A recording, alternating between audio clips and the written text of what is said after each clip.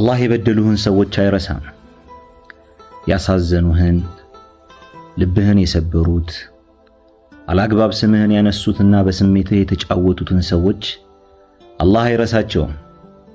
ላ የድሉ ረቢ ወላ የንሳ፣ ጌታዬ አይሳሳትም አይረሳም። እናም ትክክለኛ በሆነው ሰዓት አላህ ሐቅህን ይመልስልሃል። እዚህ ዱንያ ላይ እጅግ የሚገርመው ነገር ምን እንደሆነ ታውቃለህ?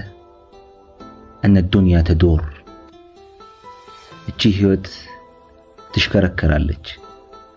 ዛሬ የሰራሃት ስራ ነገ ውጤቷን ታገኛታለህ።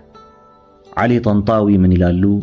ሌላውን ስትበድል አንተን የሚበድል አካል ይመጣል። ሌላውን ስትዋሽ አንተን የሚዋሽህ አካል ይመጣል።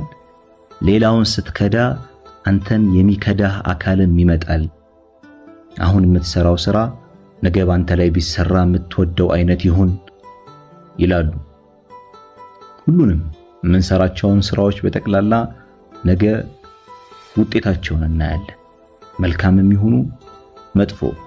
ፈከማ ተዲኑ ቱዳን፣ እንደሰራኸው ትመነዳለህ ይላሉ የአላህ መልእክተኛ ሰለላሁ ዐለይሂ ወሰለም።